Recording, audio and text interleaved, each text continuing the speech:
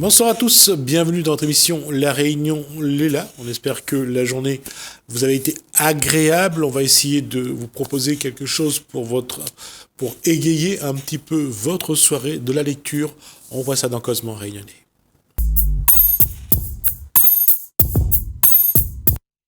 De la lecture et surtout de parler de la Réunion. Bonsoir à Koulsoum Leibou et bonsoir à Edmond René Lorette. Alors, j'ai dit on va faire de la lecture. Alors, oui. Pourquoi j'ai dit ça ? Alors, parce que Monsieur Lorette, qui a été un ingénieur agronome puis docteur en sciences éco, à la retraite, et depuis 2005 il a commencé à écrire. 2005 c'est Cyrandane au Cabar des Dieux, c'est ça, et donc son sixième livre au Panthéon de la Créolie, c'est le sixième livre. On va montrer donc ce document là. Attendez que le technicien nous mettre à l'écran donc voilà. Au Panthéon de la Créolie. Au Panthéon de la Créolie. Et après, il y a anthologie. Et là, voilà, il y a donc le dernier créole. Voilà. Donc, alors, c'est pour ça qu'on est là. Alors, d'abord, lequel vous voulez parler en premier ? Le Panthéon, au Panthéon. Alors, juste pour commencer quelque chose. Qui est Edmond René Lorette ? Qui est Edmond René Lorette ? D'abord, René, pourquoi ? Parce que pendant longtemps, je me suis appelé qu'Edmond, mais j'ai tant de gens célèbres à La Réunion qui s'appellent Edmond Lorette. Il y en a quelques-uns, effectivement. Qu'il a fallu que je me distingue un petit moment. Bon. Vous avez rajouté le... J'ai pas porté jugement sur ce qu'ils sont, mais je suis ce que je suis. Je veux pas être... Donc, voilà. Et René Lorette. Sinon, moi, je suis un petit blondéo, né à la Chaloupe. Au temps où la départementalisation... En même temps, ce qu'on appelle un enfant de la départementalisation. En même temps que la départementalisation. Bon, j'ai eu la chance, maman institutrice, donc les meilleures conditions possibles pour surfer sur la départementalisation. Et ensuite, à l'époque, on rêve de quoi ? On rêve d'avoir le brevet élémentaire. Et puis le fait est que l'on passe les examens, on réussit. Donc, Il y a une chose qui m'a toujours fait sourire, et ça c'est ce que me disait dans les échanges avec Paul Vergès, c'est que lorsque on a attribué la rémunération aux enseignants à La Réunion, ça fait une belle somme pour certains. Oui. D'ailleurs, Mario, le président qui a été président du conseil régional. Mario Waro. Mario Waro, lui, il a reçu une belle somme. Il a ouvert un cinéma. Son cinéma. C'est pour ça que je disais que lorsqu'on parle figurez-vous qu'il figure dans ce livre. Ah, d'accord. Tout à fait par hasard. Mario Haro était mon maire quand j'étais à Saint-Leu, enfant. Ouais. Donc, il était le maire de l'école. C'est pour ça que lorsque Edmond René Lorette dit on a surfé sur la départementalisation, c'est vrai que ça... Il y a un moment, ça a bénéficié à ceux qui ont voulu être fonctionnaires. Ceux qui ont été dans les bonnes conditions au moment de la départementalisation ont vraiment profité du courant. De l'élan. Ouais. Et c'est vrai que ça a compté, et tant mieux pour ceux qui ont profité. Voilà, je pense que c'est dommage qu'on n'ait pas su à ce moment-là. Mais vous savez, quand on fait dans les années 50, 46-50, le concept même de développement chez les économies, c'est très peu développé. On ne parle pas de sous-développement, il y a des colonies et puis il y a des pays riches, mais on parle du tiers-monde un petit peu, mais les subtilités du développement, on ne le connaît pas. Juste une question, vous avez profité de ces voyages tous les 4 ans où l'enseignant prenait un an de... Les congés bonifiés ? Non, c'est pas les congés bonifiés, c'est 1 an de congés. Ah bon ? J'ai connu ça, ma mère, avant de prendre sa retraite. Sur la pression de ses enfants, a décidé de profiter une fois de ce voyage. Parce que j'avais beaucoup de frères, j'avais 7 frères, donc on était 8. C'est pas facile, j'ai perdu mon père très jeune, un petit peu comme dans le livre. D'accord. Et donc on a pressé ma mère, donc on est parti sur un de ces fameux bateaux de l'époque, là, le Ferdinand de Lesseps, je crois. Donc j'ai profité de ça. La croisière. Et puis après, quand j'ai fait mes études, c'était plus pareil. Moi, j'avais pas un contexte de... c'était pas la même chose. Il y avait encore l'année de congé, mais c'était à vous de le remplir après. Oui, oui, oui. D'accord. Ah non, c'était bien, non, parce que là encore, je fais référence à Paul Vergès parce que lui, il me disait souvent, ce sont ses meilleurs voyages. Donc, Moi, c'était la découverte du voyage. Hein. Ouais. J'avais 16 ans. La Réunion, à l'époque, est vraiment isolée. Hein. Il n'y a pas de télévision, il n'y a pas pas beaucoup de cinéma, peut-être à part celui de Mario, justement, et qui n'est pas encore le cinéma mal vu, là, et qui est un cinéma normal. Ouais.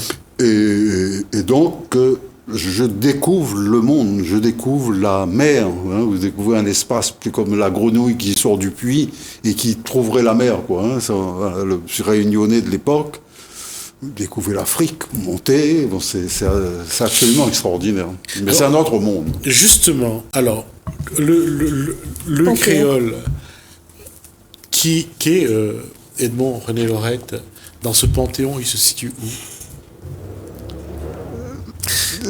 Si vous voulez, c'est la grande chance que j'ai, qui n'est pas donnée à tout le monde, de pouvoir avoir du temps libre, d'avoir une formation, de pouvoir réfléchir. Si vous voulez, avec une retraite confortable, hein, je n'ai pas de honte à le dire. Donc, voilà le temps de réfléchir. Et pendant ma carrière, je disais à votre collègue hein, que j'ai eu la possibilité de vivre 4 ans aux Antilles, en Martinique. J'étais directeur de l'agriculture et de la forêt en Martinique. Et en Martinique, j'ai découvert combien la présence créole était une réalité.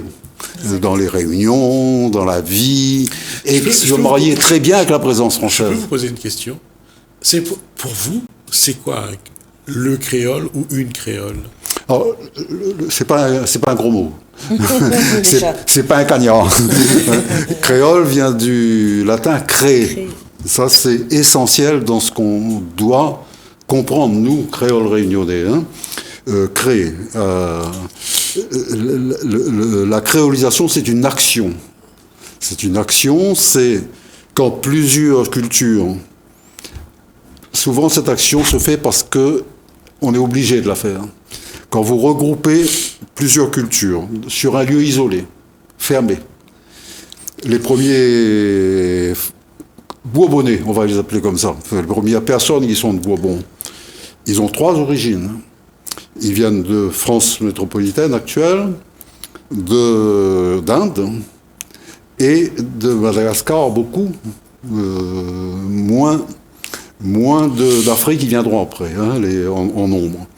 Et ces gens-là sont tous, comme on le disait tout à l'heure, des enfants de la misère. C'est-à-dire, même les Français qui sont venus, hein, c'est pas des colons aux Antilles. La première colonisation, vous avez des cadets de famille, des gens qui ont de l'argent, qui vont négocier des terres et puis employer d'autres. Ici, oui, ce sont des employés béquets, de la Compagnie des Indes, les premiers qui arrivent. C'est même pas sûr qu'ils se comprennent tous entre eux. Oui. Parce qu'ils sont d'horizons différents. D'origines Avec un géographiques patois diverses. aussi différent, oui. Il faut avoir en mémoire que pendant la Première Guerre mondiale, donc c'est 1900, les Français qui étaient conscrits à la guerre, là, ils ne se comprenaient pas. Il fallait un interprète pour parler à leur lieutenant. Quoi. Je crois qu'ils étaient 400 000 Français d'outre-mer à avoir participé à la Première Guerre mondiale. Et à ce moment-là, c'est important. Et donc, ces Français dont vous parlez, qu'en 1665, ils ne devaient pas tous parler la même langue. Oui. Ils ne parlent pas la même langue que les Indiens. Il faudra juste rappeler que c'est en 1964 que Colbert lance la Compagnie des Indes française. Alors, exactement. Colbert, alors ça c'est une histoire importante, je vais vous dire pourquoi. Après, juste, je termine ma démonstration. Bon, des Français, des gens originaires de l'Inde, surtout les femmes qui sont venues épouser les Français, beaucoup de gens originaires de Madagascar. Alors, aucun ne parle la même langue. Juste pour préciser, ces femmes indiennes venaient plus du comptoir du Portugal. La région du Goranon, c'était des métisses indo-portugaises. Ouais. Qui ne se retrouvaient pas là-bas parce que les Indiens leur reprochaient d'être métis et les Portugais ne les reconnaissaient pas. Et on a envoyé un bateau, on a pris 18 femmes, dont mes ancêtres. Donc là, je l'ai mise là-dedans. Bon. Donc, imaginez, bon, ils sont en bout de 20-25 ans à La Réunion, ils sont 300. Il y a un recensement. On sait qu'ils sont là. Qu'il y a beaucoup de... On sait combien il y a de serviteurs. Il n'y a pas encore d'esclaves. Ils appellent encore des serviteurs. Bon. Ces gens-là sont obligés d'inventer une langue pour se comprendre, pour partager. Ils sont obligés d'inventer une réponse à tout. Aucun ne connaît La Réunion. Aucun ne connaît le climat. Aucun ne connaît les plantes, sauf les Malgaches qui retrouvent à peu près les mêmes que chez eux.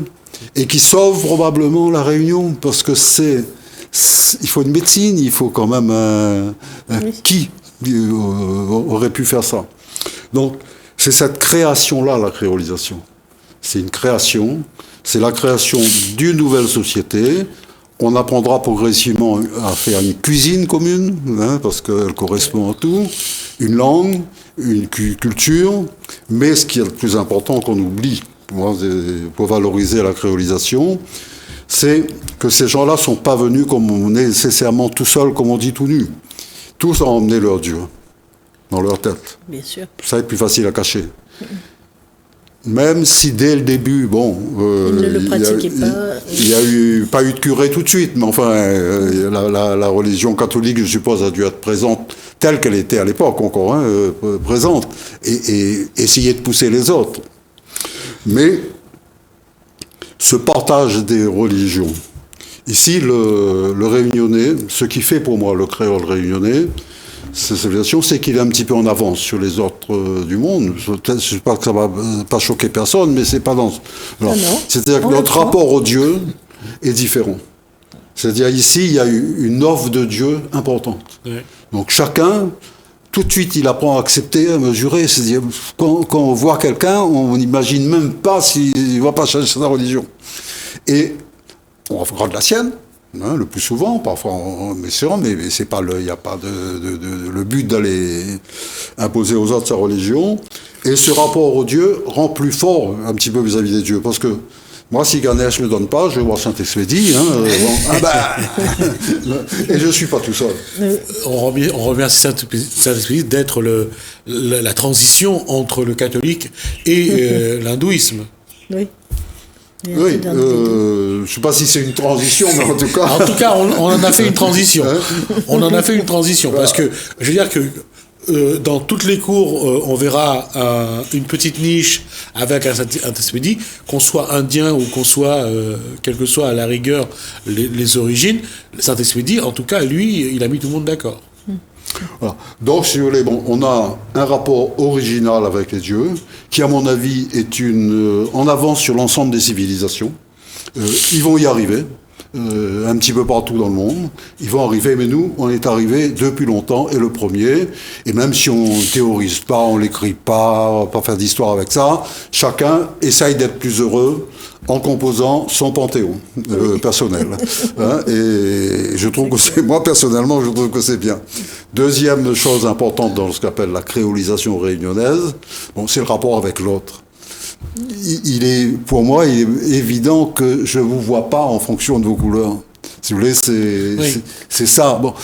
Je me souviens toujours, moi j'étais DAF, donc j'allais à la préfecture faire des réunions. Comme toujours, vous avez toujours l'ingénieur général qui vient de Paris. Bon, je ne veux pas trop critiquer, j'étais après, mais qui vient de Paris, on ne sait pas trop quoi faire, mais il est là, tout blanc, transpiré, là, et puis à la fin de la réunion, il m'appelle, il me dit, Monsieur Lorette, vous qui êtes réunionnais, là, il y avait 2 Noirs et un Chinois. Il regarde aller. Il y avait 2 Noirs et un Chinois à la réunion. Bon. Il me demande qui c'est. Mais 2 Noirs et un Chinois. Bon. Et après, je réfléchis pendant longtemps avant de penser à Virapulé et à Tianakun. D'accord. Il n'est pas noir, il est mal bas. Mais pour nous, on ne voit pas. Ouais. C'est-à-dire, on ne voit pas. Et cet rapport avec les hommes, à l'heure où le degré de taux de mélanine devient la référence en France, oui. Ça devient grave, je veux dire. Et le malheur, c'est quand nos pensées qui n'existent pas dans ce domaine-là, parce qu'il y a... C'est un espèce de nuancier des peaux du monde entier. Nous, il y a toutes les nuances, depuis le blanc, rose, là, jusqu'au noir profond, bleu. Et il y a toutes ces nuances, donc on ne peut pas faire des différences. Bon, c'est pas. Alors que le drame actuel, c'est que ça vient des États-Unis, c'est peut-être la situation là-bas, ça passe par la France, et ça arrive ici, et nous voilà nous-mêmes en train d'être conditionnés à penser comme ça. Je dis, ça c'est grave. Oui. Hein, donc ça c'est une valeur. Je ne sais pas comment la faire valoriser, je veux dire, comment la faire reconnaître, mais qui est importante. Et enfin, le troisième, c'est le rapport avec la nature. Là aussi, on était en avance, mais on était obligé. C'est-à-dire, la Réunion, jusqu'à les années 50, il fallait vivre avec la nature. On apportait du riz, mais après, il fallait vivre avec la nature. Et le personnage le plus important au village, là-haut, c'était le curé peut-être, mais le tisaneur, parce qu'il y avait un médecin à Saint-Leu qui faisait 3 bassins à Saint-Leu, les Avirons, le Thévelave, et il fallait les chercher avec une chaise à porteur parce que les routes n'étaient pas assez bonnes pour sa voiture. Hein. Donc c'est le tisaneur qui était le... Bon. Donc ce rapport avec la nature, forcé, qui est donné, fait une troisième dimension de la créolité réunionnaise. Maintenant, tout le monde va demander de venir faire l'écologie, si on revenait, etc. Et puis ça va revenir de France, et puis on va nous dire, c'est bien. Donc, voilà les grandes valeurs qu'il faut mettre en avant, au-delà du fait, on ne peut pas comparer créole par rien que celui qui mange son curry. Bon, normal, il mange sa nourriture. Il mange, c'est bon. La langue est un élément de la culture. Si on veut sauver la langue, il faut que ça reste un élément de la culture. Si c'est séparé, juste un petit coupé comme ça, du gars, il n'y arrivera pas. Et c'est pas facile, parce que je vois, chez moi, c'est une césure, une coupure quelque part, et j'arrive pas à relier.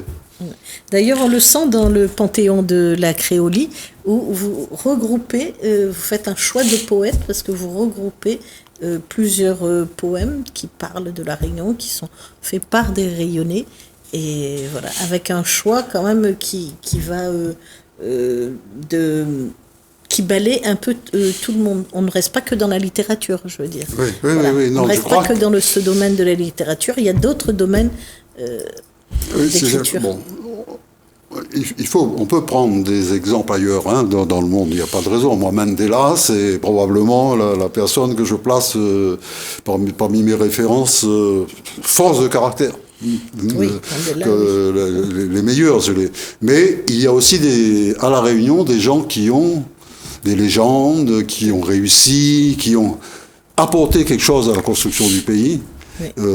Dans le domaine technique, dans le domaine de la littérature.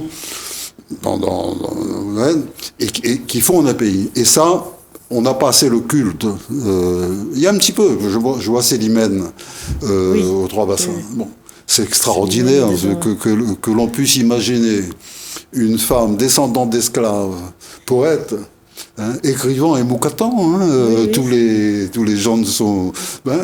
actuellement, qu'est-ce qu'ils font là? Et une femme. Qu'est-ce qu'on dirait actuellement s'il y avait une femme qui faisait ça et qui tous les soirs à Saint-Denis, oui. On dirait c'est exceptionnel. Elle maîtrise la satire. Il faut faire. Je veux dire. Et ça montre aux Réunionnais qu'on peut faire. Et puis on a beaucoup d'autres. Bien sûr, avec le temps, on ne trouvera pas beaucoup de femmes parce que la place de la femme à l'époque dans la société française est telle que bon, Mais vous en avez trouvé quand même, pas mal. Dans le il y en a peut-être encore d'autres, je ne sais pas. Mais j'ai constaté à un moment qu'effectivement, mais la place de la femme était quand même limitée. On avait non seulement elle ne votait pas, le droit d'exister était... Alors on va faire la transition avec la place des femmes et le dernier créole. Donc dans le dernier créole, vous reprenez le prénom de Aïna, c'est ça? Aïna qui était notre première métisse, enfant métisse. C'était déjà, je pense, dans un autre roman. J'ai beaucoup aimé, ça veut dire âme. Oui. Et quand je parle de la Réunion, je pense que le premier enfant né à la Réunion est né d'une femme malgache. Bon, je ne sais pas, les historiens ne sont pas d'accord entre eux, j'en sais. Oui, mais là, on est dans un roman. Donc, là... Non, sur la naissance du premier enfant né à La Réunion, c'est bien d'une femme malgache. Oui, sûrement. Ça c'est clair. Oui. c'est ces deux garçons d'abord, c'est les cousins à Anne-Mousse. Voilà. Mais l'histoire retient Anne-Mousse d'abord parce que c'est elle qui va enfanter le premier réunionnais sur le sol réunionnais, conçu sur l'île et enfanté sur l'île. Donc c'est pour ça Anne-Mousse est la référence en la matière. Il faut arrêter sur l'histoire. Il est probable, si vous voulez, qu'ils sont arrivés en 1663. Oui. Bon, Anne-Mousse, on l'a fait naître vers 1667 ou je sais pas quoi. Quelque chose comme ça, oui.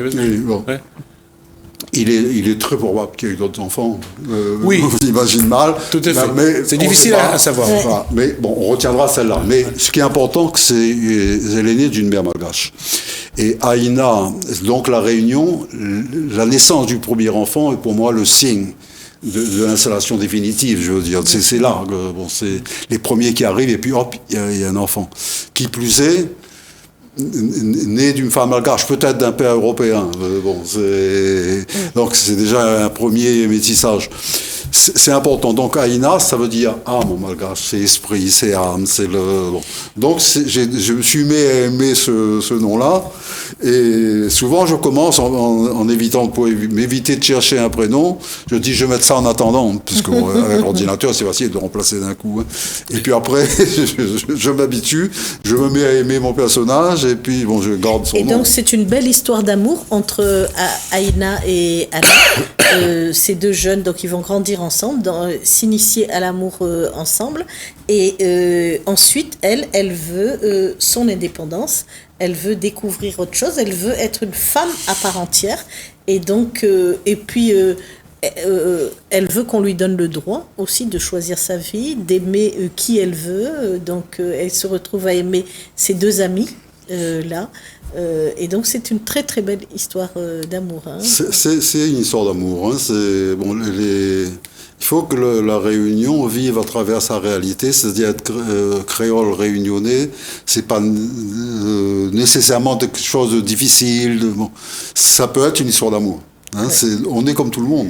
On est créole réunionnais, mais on aime. Et Aïna, le trait est forcé. Mais c'est une personnalité. Bon, d'abord, elle résiste mieux à la mondialisation, à la départementalisation. La départementalisation, c'est un petit peu un facteur accélérant de la mondialisation. Hein. Et elle résiste mieux parce qu'elle est dans une famille fortement structurée. C'est-à-dire son père de la personnalité, elle garde ses racines. Hein, tout en ayant accès aux autres, mais elle garde ses racines. Oui. Hein, et donc, ça structure la personne. Et elle a de la force. Alors que Alain, lui, perd son père tôt, et tout le temps, il se pose la question, qui va m'apprendre à devenir créole ? Il est plus ballotté, lui. Oui, hein, lui, il est tout plus le temps, ballotté. Il se dit, voilà, ma mère, elle est instite, on est en train de m'instruire, m'apprendre des choses, mais moi, qui va m'apprendre à vivre comme un créole ? C'est tout le temps sa question, hein, il revient tout le temps. Permanence. Et puis, il y a aussi un fait dans ce livre, quand on vous entend, c'est la construction de l'individu. Et à travers la construction de l'individu, c'est vraiment une construction qui est nouvelle, c'est-à-dire être créole finalement. Oui. Comment se transmet cette culture, je veux dire, hein, oui. Cette manière d'être, à travers les chansons. Bon, c'est vrai que moi, une des choses, c'est pas une biographie, hein, il y a beaucoup de choses qui sont pas de moi, mais bon, c'est vrai que j'ai l'expérience d'avoir perdu mon père jeune. Ouais. Et donc, après d'avoir été un enfant de l'école, des scouts, mais plus de la Réunion, quoi. Un peu au sol, quoi. Hein, c'est une construction. Malheureusement, je vais devoir arrêter là, parce qu'on a déjà dépassé de 4 minutes le temps qui nous est imparti. En tout cas, ça a été l'occasion de vous dire que... on n'a pas beaucoup parlé de la Réunion. Le dernier créole, oui. Et au Panthéon de la créolie. Et j'invite de nouveau monsieur Edmond René Lorette la prochaine fois. Comme ça, on aura le temps d'aborder ce genre de sujet. Voilà. D'accord. Je crois que, Avec ou sans moi, je pense que ça Non, serait... non, ça sera vous et on en discutera. Merci Goussoum, Merci. merci, Merci, monsieur Edmond Lorette. René Lorette pour cet échange. En tout cas, 2 livres, Le Dernier Créole et Au Panthéon de la Créolie. On aura l'occasion de revenir là-dessus et je réinvite bien sûr donc monsieur Edmond René Lorette à venir nous parler parce que je crois que des gens qui parlent de la Réunion comme lui, il n'y en a pas beaucoup. Nous, on va parler d'égalité filles-garçons. Je vais vous proposer d'écouter donc 2 jeunes justement qui au cours d'une conférence a donné leur avis. Je vous retrouve juste après.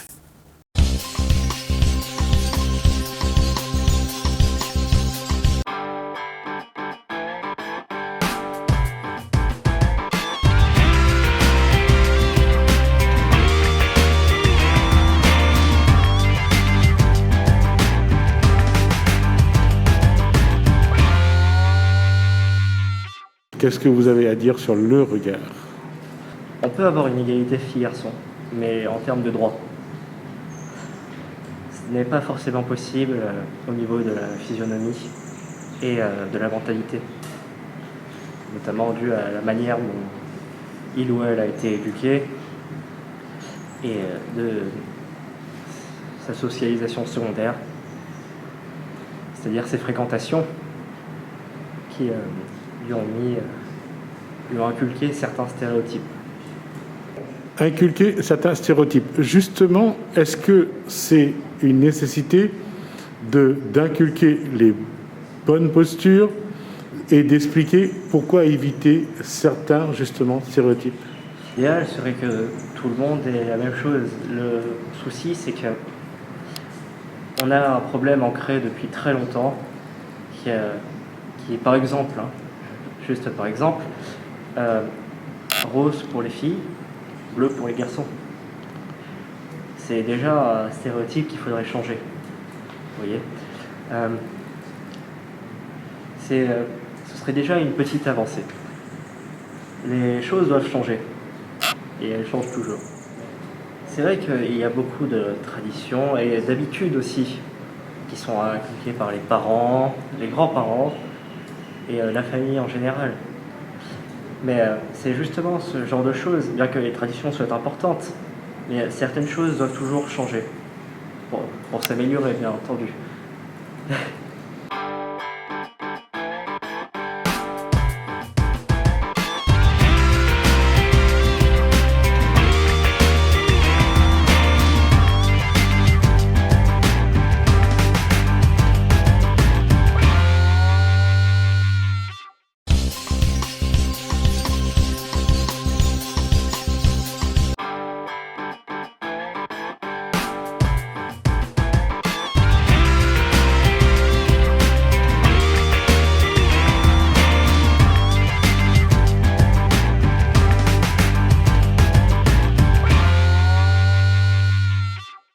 Égalité filles-garçons, si on revient à votre adolescence et si on fait un pas jusqu'à aujourd'hui, qu'est-ce qu'on peut dire sur l'évolution, sur le regard? Est-ce que l'adolescent que vous avez été serait le même aujourd'hui? Sûrement pas. Sûrement pas. Je fais partie d'une génération, j'ai 60 ans, qui a connu toutes les transformations du système éducatif. Quand j'étais à l'école maternelle et primaire, il y avait les écoles des filles et les écoles des garçons. J'ai connu la mixité en 6e, ça a démarré avec la réforme des collèges. J'ai connu l'arrêt des examens pour entrer en classe de 6e. En tant qu'enfant d'immigrés, mon papa était ouvrier mineur. Les enfants n'allaient pas à l'école longtemps, ils arrêtaient à l'école primaire. Après le CM2, il y avait le certificat d'études. Ensuite, il y avait éventuellement les CET, où on faisait un CAP en 3 ans. Ensuite, n'allaient au lycée que les enfants des classes favorisées. Donc j'ai eu la chance d'aller au lycée, où il y avait plus de garçons que de filles à l'époque. Aujourd'hui, si je prends le lycée Saint-Paul IV, il y a 65 à 70% de filles. C'est lié aussi aux filières, mais malgré tout, on voit bien que les filles vont à l'école et sont souvent plus brillantes et obtiennent de meilleurs résultats que les garçons, même si malheureusement, socialement derrière, ça ne se concrétise pas parce que la société a encore mis en place des barrages et qu'on favorise encore les garçons malgré tout. Ensuite, au lycée, je me souviens d'un débat quand on devait organiser chacun un thème, on devait présenter un thème en classe. J'avais présenté le thème garçons et filles, et il y avait plein de ricanements, et j'étais les railleries des garçons de ma classe, parce qu'à l'époque, il y avait encore beaucoup de... Ça ne se montrait pas ouvertement, mais ça se montrait plus par des moqueries, par des choses dont on ne parle pas. Encore aujourd'hui, on a bien vu, il y avait plus de filles que de garçons dans la salle, les garçons se sont peu exprimés. Donc je pense qu'il y a encore des combats à mener. En 50 ans, on peut dire que le comportement humain en profondeur n'a pas beaucoup changé. J'ai envie de dire que l'éducation est de plus en plus nécessaire et indispensable. C'est un fin vernis qui peut vite se craqueler. On le voit bien dès qu'il y a des événements. On l'a vu avec l'épisode Covid où les gens sont restés chez eux, le confinement, le fait de ne plus aller à l'école. On voit bien que les enfants qui se déscolarisent, les enfants qui sont rejetés, les gens qui sont rejetés de la société d'une façon générale, on voit que très vite, on peut oublier les règles essentielles de bienséance, de respect des uns et des autres, et bien entendu du respect de la femme. Comment faut-il donner les moyens à cette jeunesse pour l'accompagner dans l'évolution et si possible dans le bon sens? En multipliant les actions comme celle d'aujourd'hui. Donc dans mon métier, chaque année, j'attache beaucoup d'importance à la formation des délégués, aux actions du comité de vie lycéenne. Et là, ce sont les élèves qui ont choisi les thèmes. L'année dernière, déjà, ils avaient choisi le même thème filles-garçons par rapport à d'autres aussi également. Et débattre, discuter. On n'ose pas dire les choses, les gens n'osent pas encore assez s'exprimer. Il y a encore des arrière-pensées, il y a beaucoup de violences intrafamiliales, par exemple, dont on parle très peu, qui sont tabous. Et voilà, donc il y a beaucoup d'actions à mener avec les jeunes, leur dire que c'est possible. Ce qui me choque toujours un peu, c'est de voir cette passivité, c'est un peu un grand mot, mais en tout cas, ce défaitisme, de dire c'est comme ça, on n'y peut rien, il faut faire avec. Bien non, je pense que si les choses ont évolué, même si on trouve qu'elles n'évoluent pas encore assez vite, c'est parce que des gens se sont battus, des femmes notamment, et qu'il faut leur donner ce message d'espoir et leur dire que dans la vie, on n'a rien sans se battre.